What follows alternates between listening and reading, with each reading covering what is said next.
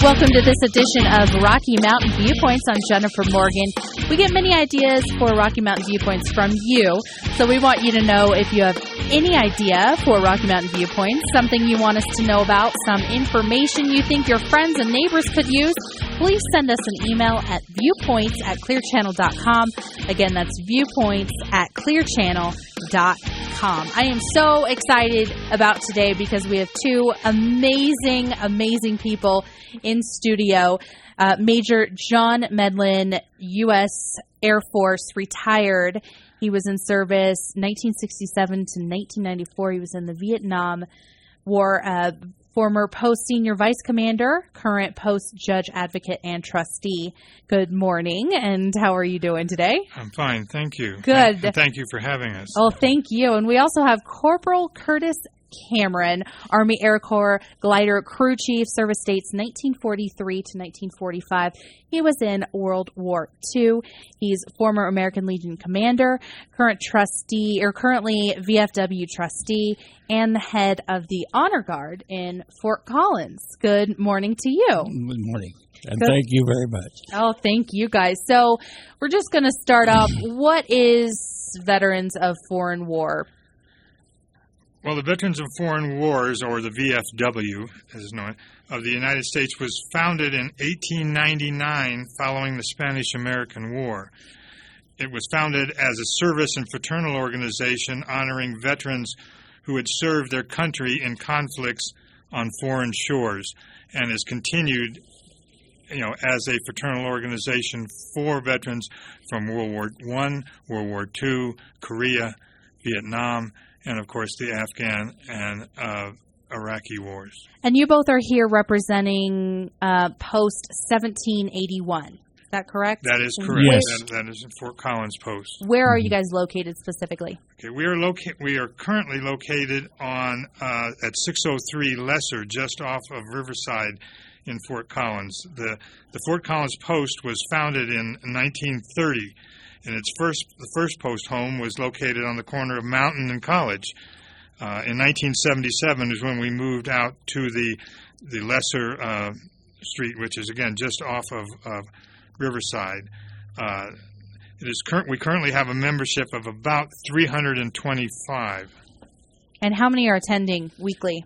Well, that's one of the problems and why we're here today to talk about it, as although the post membership remains high, many of our veterans are quite elderly and no longer participating. So if we get 8 to 10 a month to come to a meeting, that's what we're getting right now. So there are a lot of veterans out there, and we're here today to tell them about the post and tell them about the services we offer for them and for the community. So you're putting out a plea right now for the community and the veterans to join or help out, or what's your plea? Right. Well, we're here to ask those veterans in the Fort Collins area, both members and non-members, to join us in supporting their organization by attending our meetings. Our meetings are the first Tuesday of each month at 7 p.m., and they can also just come by and visit our canteen at 603 Lesser to socialize with their comrades. Basically, without their support, the post may have to fold after 84 years here in Fort Collins. So, during that period, of course, we have served both the veterans of Larimer County and Fort Collins and the community itself. So you guys have, post-1781 has been in service for 84 years, and it's looking like it might have to close if you don't get more support. That's correct. And you guys don't just receive support, but you guys are the support for many organizations. Is that correct? That's very true. Our organization supports the Disabled American Veterans, the DAV, which operates a shuttle service for veterans to the VA hospitals in Cheyenne and Denver, and they go up monthly to allow our veterans who are elderly and don't have transportation to make their appointments at the veterans hospitals. We also sponsor many youth programs and in the Fort Collins area, youth baseball. We support the high schools. We do flag presentations and do flag raisings at openings of both high school, and we've done it at CSU for the ladies basketball. We've done had our color guard do the honors there at the beginning of their games. We make these presentations at schools. In fact, Kurt's got one coming up on Monday. Yeah, Monday. We do scout programs for little cubbies and stuff like the little daisies.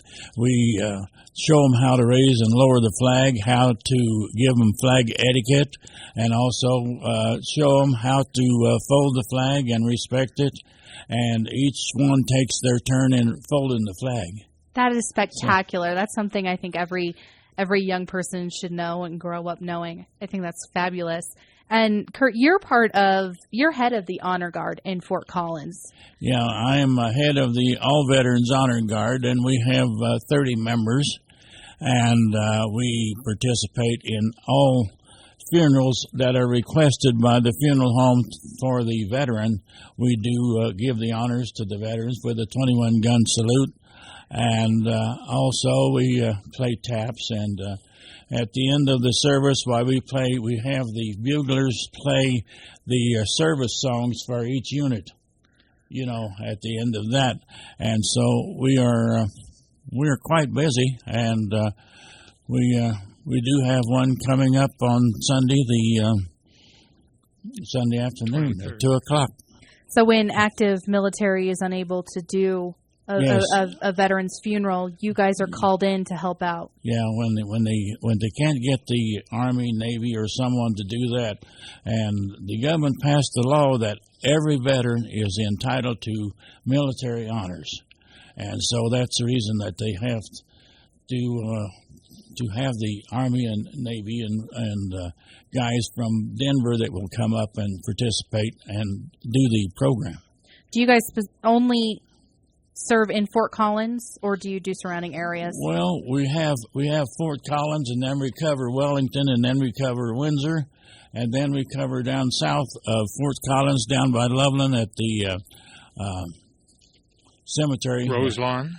We have Roselawn, Grandview, and then we have the one in Wellington. Right. We've also done them as far away as Severance. Yeah, Severance, and of course Windsor, and we last year in 2013 we did 62 funerals for veterans, and in 2012 we did 65. So we have been doing again at least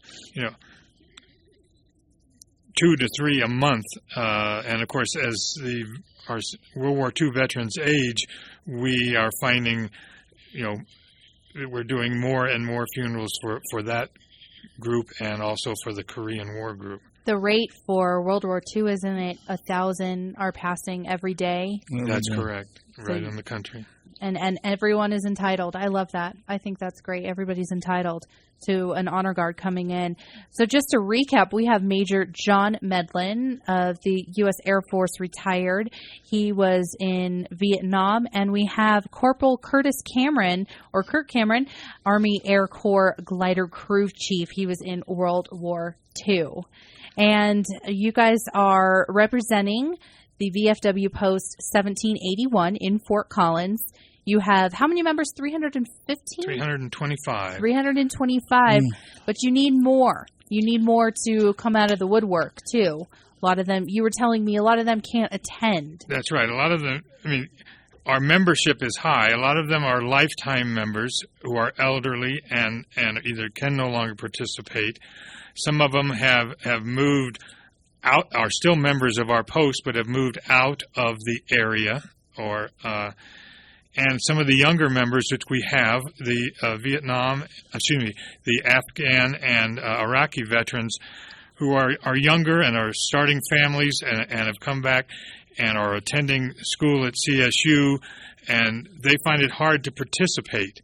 And, of course, that's where we we get our money to help serve the public and our funds to do that by participation by members and other veterans. We run programs on Veterans Day, on Memorial Day, out at in the Veterans Memorial, which is out in Endora, and also at Grandview Cemetery.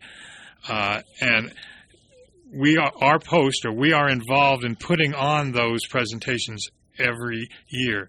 If we can get a flyover from the Air Force, we've tried to do that in recent years due to sequester and other reasons. The Air Force has not been able to accomplish that. But whenever we can, we do that. Again, we set up the program, we get the guest speakers, and those are pretty well attended. But it's the day-to-day operation where we need our veterans to come out and support, the post. And so tell me how actually you receive this support from veterans that come out. You were saying that you have a canteen and you guys do social events there. Tell me a little bit about that. Well, that's true. Our canteen, again, located at 603 Lesser, we have an operating bar. We have pool tables and dart boards and everything like that. So there are things there for people to participate. We try to, with different organizations, we have poker nights and we have dartboard clubs come in and participate. We also use our meeting room. We offer it to veterans and to other organizations to hold their meetings. We've had wedding receptions there. We've had funeral receptions. We recently had a very tremendous night. We booked a Las Vegas entertainer who was a Frank Sinatra Rat Pack impersonator, and he did a great job. And it was we were hoping to do it for 2 nights, but we could only fill the place for 1 night, and it was well presented. Those people here had a great time. But those are the kinds of things we try to use the club to make it a place where, and the canteen, a place where people can come in, veterans can come in, can socialize with each other, can talk about their war experiences with people who can relate to that. It's much easier to empathize with someone than to sympathize with them when you can relate to her because you've gone through the same kind of experience. Do you find that the Post has been very good at that empathy towards others? Do people go there for relief and for comfort? Yes, definitely. Again, our policy, we get a homeless veteran will come through town or something like that, and if he needs a night in a hotel, we will take care of that. If he needs a little gas money, we'll take care of that. So we endeavor to help our comrade veterans in need, along with, of course, again, being a social place for those veterans that live in the Fort Collins and community and are looking to connect again with their comrades. Wonderful.